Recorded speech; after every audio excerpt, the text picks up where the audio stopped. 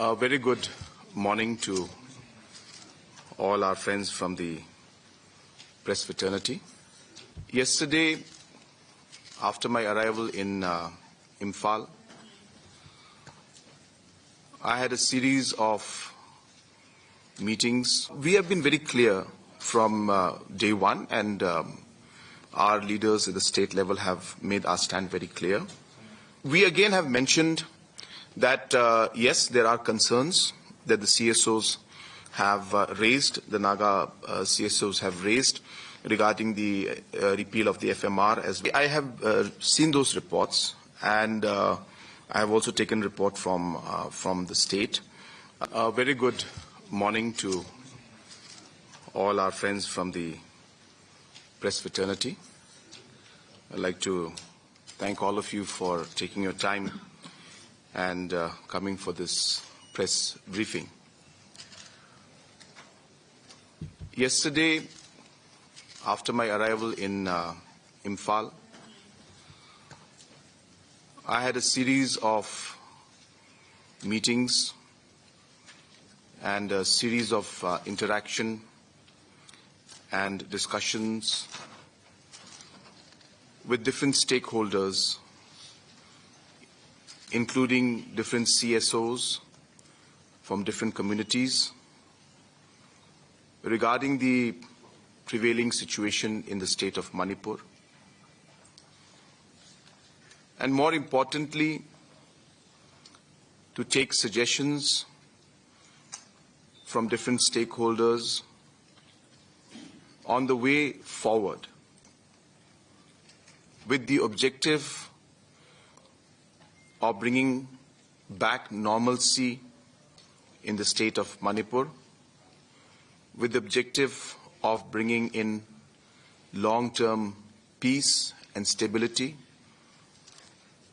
And I was very happy with the response that we got yesterday as a political party, where many CSOs had come and met us, expressed their concerns, and more importantly gave some very, very valuable suggestions to us on how we as a political party could play our part and our role in bringing back normalcy.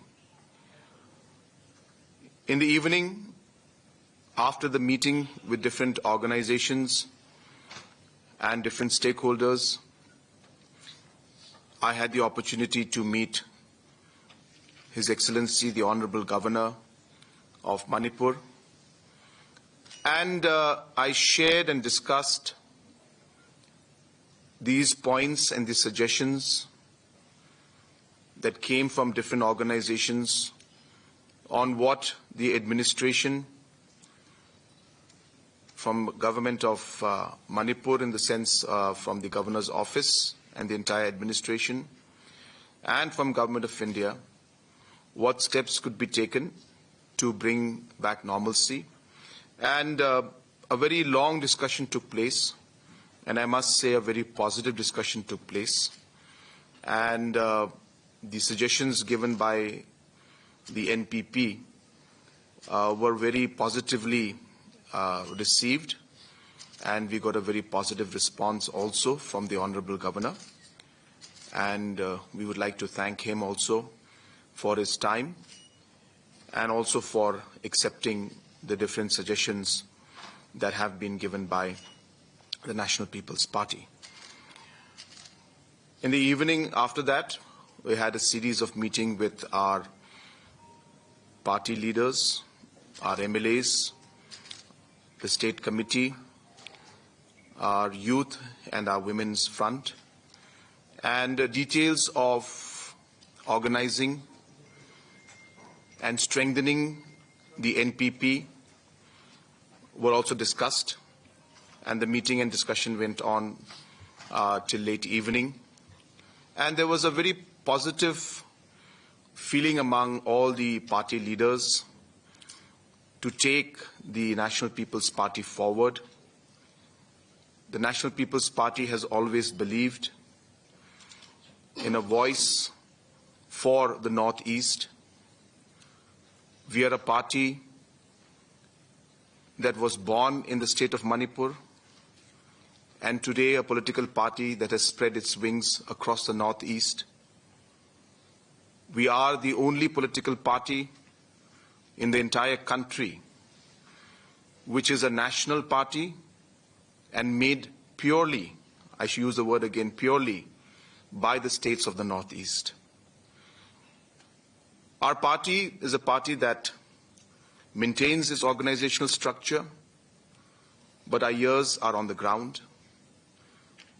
We are not a political party that looks at a high command structure, but a political party that is right here to work with the people, listen to the voice of the people, listen to the concerns and voice of our leaders at the state level, and act immediately.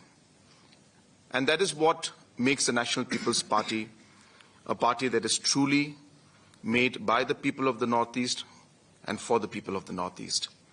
And therefore, we are working hard to ensure that the National People's Party grows from strength to strength. We feel that there's a strong vacuum which the National People's Party is in a good position to come in and take that vacuum, and we are preparing ourselves to ensure that as an organization we stand together to take the party forward. Having said that, today, after this press conference, I will be proceeding to Kangpokpi, and also I will have a stop at Senapati, and along the way I will also stop in Tadobi on my way finally to Dimapur. And along the way I will be meeting CSOs from different communities in Kangpokpi, as well as other CSOs also from different communities in Senapati. And I'll be meeting the family members of our former president and our very dear leader, late Kaisiji, and his entire family members will be there. I'll be stopping over in his residence in Maram Tadobi area to once again meet the family members of our late leader. And as I said, from there I will proceed to Dimapur, where again tomorrow I will be having a detailed meeting with the National People's Party legislatures and the party leaders from the state of Nagaland. So this was a very brief report on the activities in the last 24 hours and the activities in the next 24 hours. And if you have any questions that you would like to ask, I'll be very happy to reply to them. Thank you very much. Separate administration is one of the main demands of the Koki's people. So would you agree with these demands? Because of the reasons we cannot meet each other so far. We have been very clear from day one, and our leaders at the state level have made our stand very clear that the territorial integrity of Manipur is something that the National People's Party believes in, and we are not here to compromise on that. Within the territorial integrity and the entire boundary of Manipur, whether it's geographical or constitutional, discussions can be held on how certain administrations could function. But looking at having a separate, completely separate administration and completely bifurcating the state of Manipur is not the stand of the National People's Party. So we're very clear on that. But yes, discussions must take place. We have always stressed that there is always a meeting point which can be reached. It depends on the will and depends on the dialogue and depends on the overall commitment that all the stakeholders have. And through this platform and through the press and media, I would like to appeal all the communities that it has been too long. And for many, many years now, communities and people have been of Manipur are suffering. And innocent people are suffering today. And therefore, it is the responsibility of all communities and all leaders to find a way forward. And therefore, whatever differences there may be, as the National People's Party, we would urge the different communities to come together, discuss on the table what are the issues, and try to take things forward, because if we keep sticking to positions and not focusing on the issues, we will not be able to get anywhere. So therefore, it is important that we focus on what matters, on the issues that are there, discuss it, and we should not stick to positions, because in discussion and negotiation, if we stick to positions, we'll never be able to move forward. So we're very clear on our position, and I would like to clarify that. So one of the points you have collected. It was reported that when you meet with the Naga CSOs, they have expressed their position regarding the ongoing FMR as well as the border fencing, as well as the prolonged Naga issues. What is your party's stance on these agendas? We again have mentioned that, yes, there are concerns that the CSOs have raised, the Naga CSOs have raised regarding the repeal of the FMR as well as the border fencing. And we've been very clear that this requires a lot of engagement. Now, while the intention of Government of India is to ensure that there is a proper identification of citizens and those who are not citizens of India, there are, of course, cultural and historical factors which are also equally important. So we urge the Government of India that whatever decision and whatever action the government takes, they must take the local people and the stakeholders on board to discuss and then to be able to find a way. I believe that there's always a possibility of finding a way. I want to go back to the time when we had the CAA. And a lot of regional parties, a lot of states had come forward. And in the original bill, where all the northeastern states were included, there was a lot of opposition to it from a lot of parties, including the National People's Party. And I remember very clearly that when we went for discussion to Delhi, Government of India found that there were ways and means in which the interests and the rights of the other states could be protected, while the larger objective of Government of India is achieved. And ILP was given in different states. 6 scheduled areas were exempted, ILP areas were exempted. And to a large extent, it was not a perfect solution, but it was better than the original solution. Similarly, I am confident that in these areas also, we will be able to find a solution that will be able, that where we can find an acceptable solution. But it is important for us to engage, and I urge, and we will urge, and we will connect with Government of India that they should take the stakeholders on board, while taking this very, very crucial and important decision. So on behalf of internally displaced people, you have yesterday made, what are the points that you are going to introduce to the central leaders? So when we met our members from the IDP and all the aspects, there were a lot of important points, of course, that came up. I can go through all of the points that are there, but in a nutshell, we have obviously realized that normalcy should come back. And while I was discussing with the IDPs, some of the members that come from areas who were displaced in Churachandpur, some of them in More, and there was a desire and a feel that if we could start bringing back normalcy even in few areas, in simple terms, the low-hanging fruits, where there looks like a possibility where the communities are willing to get back to normalcy, that those areas could be areas where we could start the process. It may not be possible to do it in all the locations in one go.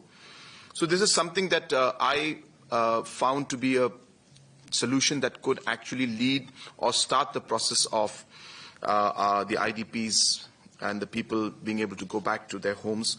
It may not be possible everywhere in one go, but we can start somewhere. And we did share this with the Honorable Governor also, the proposals that and the points that were being given. There was a lot of issue that was raised regarding drugs and arms smuggling that they had mentioned, though it's a larger issue, but it was mentioned during that meeting. And so therefore, obviously, this was an important issue which we have taken up as a party with the Union Home Minister and with MHA. And even as Chief Minister of one state in the Northeast, in Meghalaya, this is an issue that the drug issue is something that is affecting not just the situation here in Manipur, but is affecting the entire Northeast and the country as a whole. So therefore, it is in the larger interest of the nation that this issue must be addressed, and a lot of suggestions that there should be a bureau, narcotic bureau, and other facilities and other administration setups.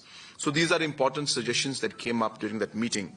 So definitely we would be wanting to and work with Government of India to take steps towards that. There were many other suggestions that came up, which are again, as I said, in a larger front, whether it is the issue of the deforestation issue or the issue of the IDPs wishing to have audience with the Honorable Prime Minister.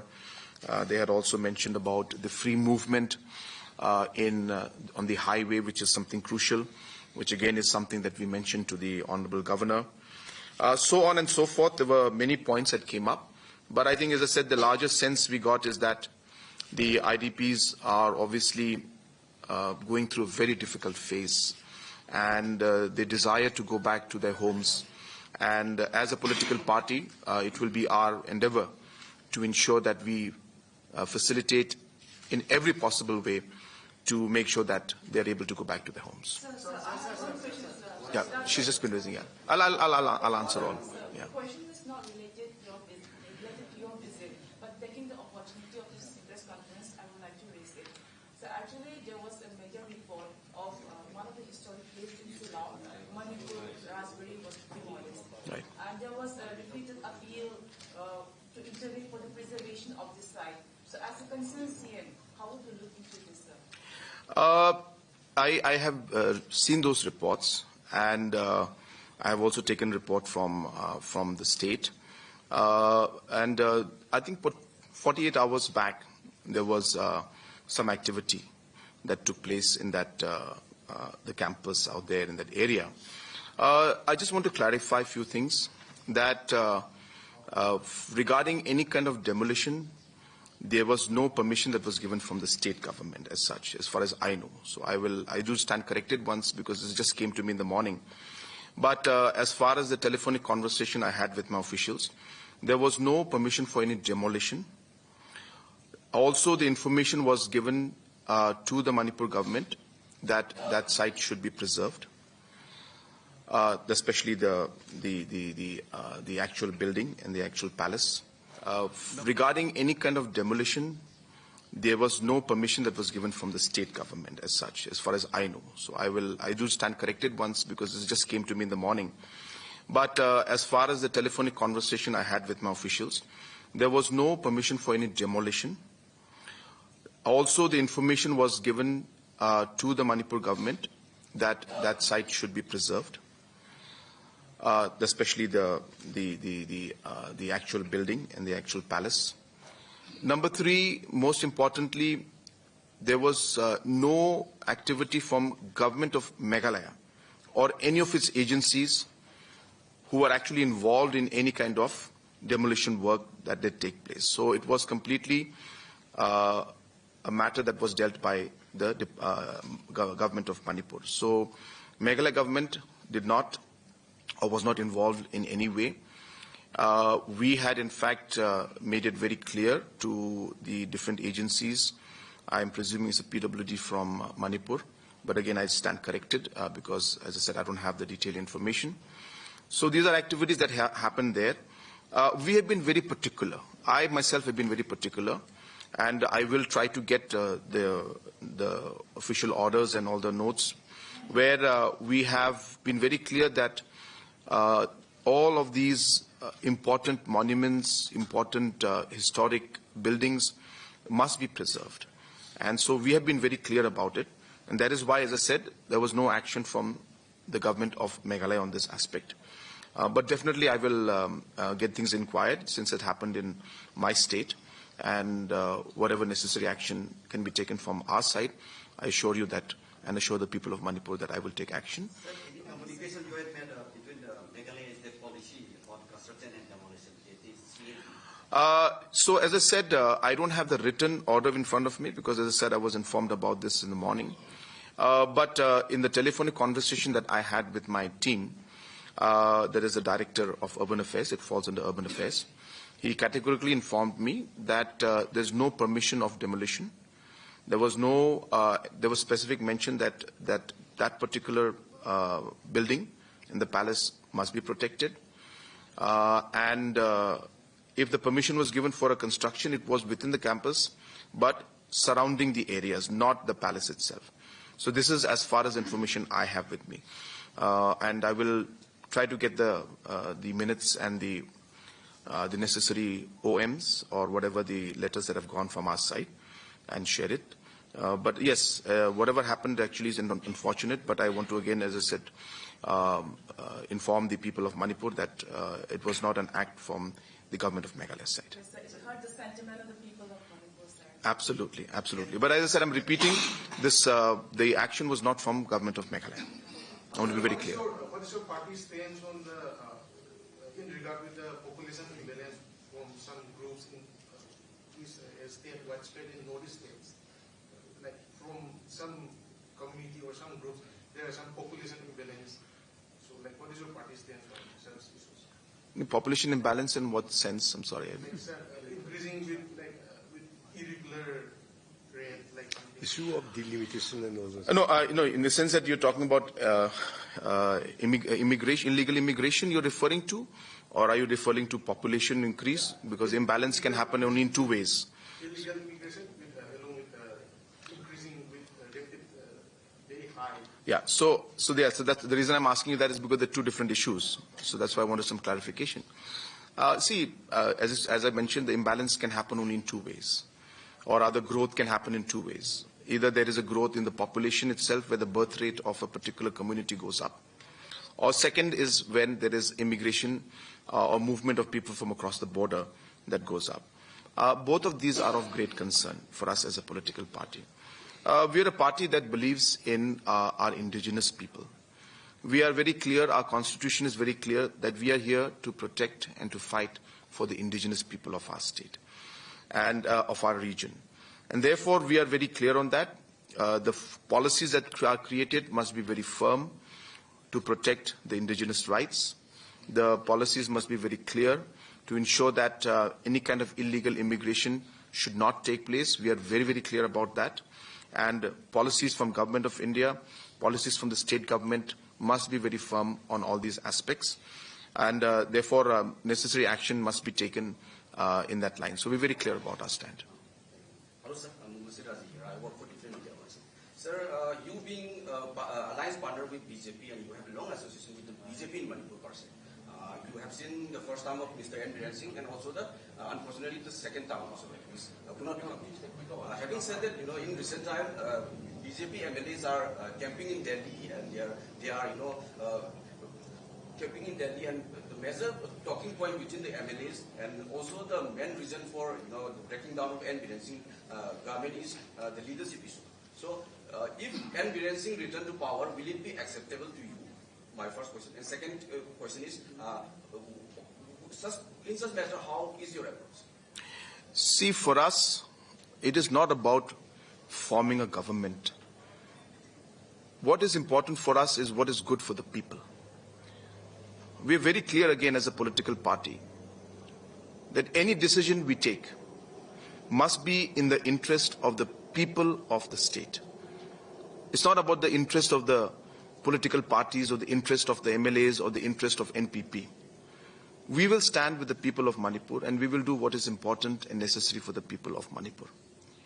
Depending on the situation, depending on the discussion with all our MLAs and all our political leaders and our party leaders, we will decide on the course of action. That if that decision goes in the interest of the people of Manipur, we are ready to work with anybody. But if it doesn't go with the interest of the people and it's a political decision that has been forced on to the people of our state, then obviously we'll have to sit and discuss and take a decision. So therefore, in the larger interest, as I said, what guides us as our principle is what is best for the people of Manipur and for the state of Manipur, what will ensure that peace and normalcy returns back. The National People's Party is willing to cooperate and work in different circumstances, depending, as I said, on what is the purpose of the decision that is being taken. And if that decision is being taken and the larger interests of the people, and is a decision that is going to be acceptable by the people of our state, definitely the state committee, definitely the MLAs and the national committee, we will sit together and decide on how we should move forward. Sir, I have a question. What steps have been taken by the party so far to restore normalcy in Manipur, and what would be your master stroke? There is nothing called master stroke or anything. The point is that this has been a very complex situation, a very complex problem. And we understood, we have all seen it, and I think all of you have seen it more than me, and so you can understand the complexity of the problem, where every decision has got ramifications, and therefore we have to be very, very careful in how we move forward. But having said that, the National People's Party has been very clear from day one. And we have documents and papers to obviously to prove that. And I don't remember the month, but about a year and a half back, we had a very, very important, crucial meeting in Delhi where all our MLAs and all our party leaders were present. And we categorically had written to the Ministry of Home Affairs, to the Honorable Union Home Minister, that there has to be a decision by the government to ensure that leadership or the overall government, in terms of a president's rule or in terms of a change in leadership, there has to be something that will build up the confidence of the people of Manipur. At that point in time, we felt that the people of Manipur had lost confidence, and there was a trust deficit. Without blaming anybody or without trying to comment on whether somebody is good or not, the narrative was that there was a trust deficit in the state of Manipur among the people. And therefore that trust deficit had to be fixed. And therefore we demanded Government of India that you must take steps, either by changing the leadership or by providing President's rule. But that trust deficit where a leadership or a government is in place where people can trust and come for talks, come for discussion, until that environment doesn't come in, we will not be able to move forward. So what I'm trying to say is, from day one, we have been stressing on this. Again, as I said, without blaming anybody, we're not pointing fingers. We're only looking at the overall situation that was there in Manipur.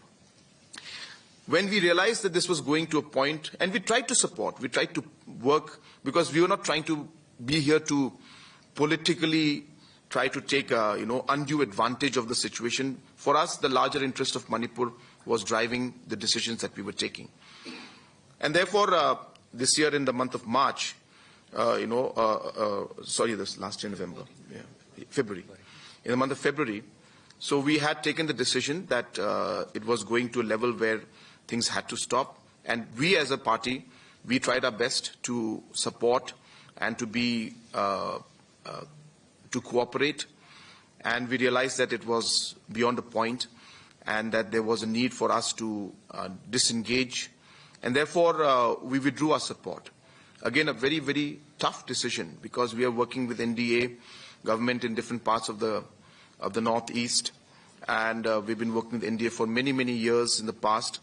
But again, as I said, we need to do what is right. We need to do what is correct. We need to do what is important for the people of Manipur. And so we took that decision, in spite of many, many challenges, that we will withdraw from our support from the BJP government. And that's what we did. And that is, again, as I said, a reflection of our commitment to the people. We will continue to do that. Apart from that, as I said, we have been engaging at many, many levels. I don't want to go into all the details, but there are micro issues, whether it's the movement, whether it's the flights, whether it's different kind of support in the IDPs. All these areas, there have been small activities that the party is doing. But in a major part, I think, as you wanted to know the larger impact, was we felt that at that point in time that a withdrawal of the support was necessary, and we did that, and that is the stand of the party at that point in time. Sir, people of WBSC have been without an MLA for more than 8 months now. Do you plan to urge the EC for early death of You're right. From a constitutional perspective, the elections should be held in 6 months. We are under animated suspension, and hence I'm presuming that that provision is what is being used to, to justify not having the by-election as of now. Also, constitutional provisions say that once 1 year is left for election, the by-election cannot take place. So therefore, by February, the Election Commission has to decide. So it's about a matter of 4 more months. And if the Election Commission does not decide, then by February, then there will not be a by-election there. Definitely, we will urge from a democratic process, even 1 month, 2 months of representation is important. But from the practical point of view, what I understand from Election Commission's point of view, that the time frame is very, very close. So we really don't know what the Election Commission will say or will do. But definitely it's something that we would like to see, that it moves forward. Every electorate or every constituency has the constitutional right to have the representative, and it's a right that is not being given to the people of Tadubi as of now. So we will work on that. For the people of Manipur and also for NPP. Due to this ongoing conflict, people have started looking for new political alternate. So, and last of all, people see that NPP is as a whole. But as a journalist, we have seen many differences within the party itself, and also some leaders of the party criticizing their own members, their own MLAs. So it may lead to hesitate people to choose the NPP as an alternative. So how would you assure that NPP Manipur is united and ready for Manipur, ready to work for Manipur? 3 points. So what you've mentioned. Number one, as you correctly mentioned, that the National People's Party is a very viable option when it comes to the political scenario in Manipur as of today. I mentioned earlier that National People's Party was a party that was born in the state of Manipur. I think that's a very, very important factor. Second, what I have mentioned that the NPP is the only political party which is a national party made by the states of the Northeast. So Arunachal Pradesh, Meghalaya, Manipur and Nagaland is what makes NPP a national party. I think there's no other party in the history of the country which has been made national by the Northeast people. Number 3 is that the concept of high command and waiting for decision to come from Delhi is not there in our party. We are very, very accessible. We believe in giving the necessary powers and giving that space to our state units and to our MLAs to move forward. Having said that, this has got its plus and its minus. So what happens in our political party? We allow the voice. We allow discussions to take place. We believe in democratic process. And hence, everybody raises their voice, which is fine because they're not raising the voice against individuals. They're raising the voice for the interests of their people. I think there's nothing wrong in that aspect. Yes, it does reflect that, somebody in the party, there is a thing. That is the implication of what they do, it is. And let me be very frank. Number one, as I said, democratic voice within the political party must be there. We must allow different voices to come out. Number 2, as I said, this entire issue of the discussions that take place and differences that are there is natural. It happens in every political party. It's not just National People's Party where you have, different people saying different things. It happens in BJP, it happens in Congress. It's a healthy thing, I should say. But at the end of the day, what is important is we should realize that we need to work as a unit. We need to work as a team. And whatever at the end of the day, decision comes from the party, from the national president, in terms of any differences that are there, should be the discipline that the party should follow. And I'm happy to tell you that that discipline exists. Today I'm here, you can see all our members here, otherwise maybe some member would not be sitting in this room if there was a major difference or a major point in a problem. So therefore, my job is to ensure that the different voices are heard, but unity is maintained. Discussion takes place, but decision is taken together. And we work as a team in the larger interest of the state of Manipur and in the interest of NPP. Differences will be there. It is the duty of the national president to bring the teams together, to resolve the issues, and to give the confidence to people who want to join us that we are a very vibrant party, but a party that believes in discipline. There has been an unfortunate incident in Assam-Meghalaya border. Yes. What steps can be taken to avoid such incident in the future? Because one person died. Yeah. Yes, it's a very unfortunate incident that has happened. This happened yesterday. And the root cause of this problem is the areas of differences in terms of the border area between the state of Assam and Meghalaya. In a place called Lapalang area, which is an area of difference, both Assam and Meghalaya both are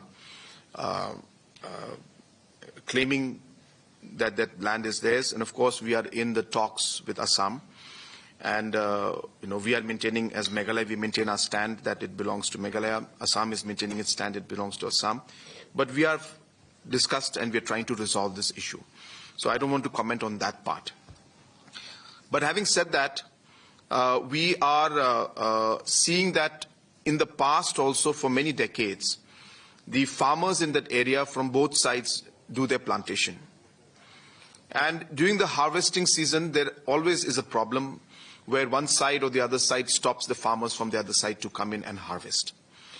So this we have seen for many, many years. Last year also we saw it, the year before that also we saw it. And we try to resolve the issue at the local level by involving the stakeholders and forming peace committees and all these things. So yesterday also there was a harvesting program that was, was going on. And there were enough police forces from both sides. And both the police forces with proper communication were instructed to restrain their own people and not to engage with the other side. So both the police were restraining their own population to not be aggressive and to cool down and to be able to allow the entire process to be done in a peaceful manner. But while that restraining was going on, the crowd size increased. There were large numbers. And there was a scuffle between two groups of people from both sides. And during that scuffle, one person lost his life. And as I said, this was between the people. I guess I said that there was so many people around that the police was not engaging means they were controlling the population from their side. But the scuffle that took place on the sides, this led to the death of that particular individual. It was purely public to public. There was no enforcement agency that was involved from either way, either side. There was no lethal any kind of lethal action or anything that was taken. So it was a pure scuffle, and as I said, in that scuffle between the public, one person lost his life. So we are appealing to our citizens from both sides that, that while the governments are trying to resolve and find a peaceful solution for the long term, we have done it for 6 areas of differences. So there were 12 areas of differences. For the last 52 years, no government took this initiative. It is only during our time that we took the initiative and resolved 6 locations. And 6 more are left, and we're working towards that. So we urge that allow the governments to engage and talk while we resolve it. And whatever problems are there locally, if the people cooperate and talk to each other, we'll be able to resolve it. But it's a very unfortunate incident, and I appeal that we should not resort to violence, but we should look at dialogue to resolve the problems. But sir, earlier also you had several rounds with your counterpart in the state of Assam, with Himantho. But actually, you have just now also mentioned that 6 cases has already Resolved. What about the remaining? What you have talked with the Himantho? So it's like this.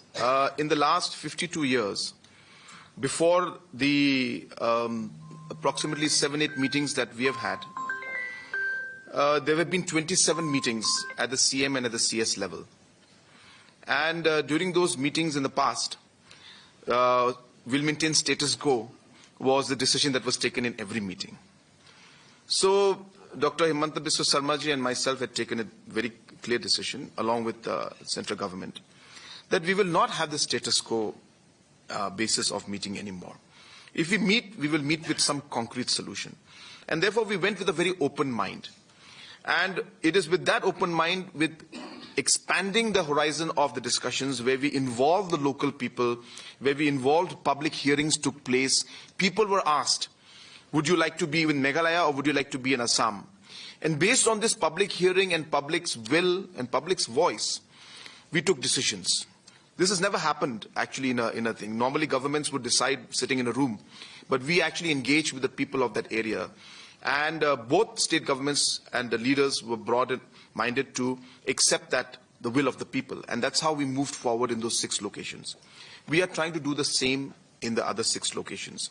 And we are engaging with the people. We are having subcommittees that meet the local people regularly. We have public hearings.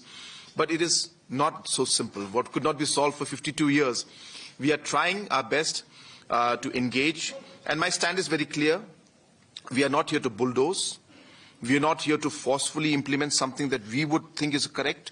We are here to ensure that the people must cooperate and come together and realize that there could be a solution. If we find that it's not going to happen, we will find other ways. Maybe there will be a court, maybe people will move to court, and like in other disputes in the country, some areas could be resolved through court intervention. But wherever possible, we would like to see that the people would engage, and after 52 years, we would be able to once and for all resolve this issue so that no lives are lost in the future. This is maybe one of the most painful things we see every time this happens. We've seen it in the past. And I, as the chief ministers of one of the states, would like to see that this thing doesn't happen in the future. And we will do our best to find a solution to this. Sir, my last question. Now, as you mentioned, you have withdrawn from the BJP. Yes. So will you support against So I've been very clear that when we had withdrawn our support at that point in time, we clearly mentioned that we are withdrawing our support to the leadership of the incumbent chief minister at that point. So we were very clear. We do not say that we are withdrawing our support from NDA, from BJP, but from the leadership of the incumbent chief minister, number one. Number two, I have again replied in one of the questions that as a party, we will decide. Based on the situation that comes in front of us, the party leaders, the state committee, the MLAs, all of us, the frontal organizations, we will sit together as a team and decide that whatever has to be done, is it in the interest of the people? And if it is serving the interests of the people and the state, we will accordingly decide whether to move forward or not to move forward. So our guiding principle is not about the power, it's not about forming government, it's not about NPP. The party comes, but the people come first for us. We are again a National People's Party. So people is always a core in the middle of the policy and in the middle of heart of what we believe in. So therefore we will ensure that whatever decision we take, if it is in the interest of the people of Manipur, we will do it. And if it goes against the interest of the people of Manipur, we will not. Thank you so much.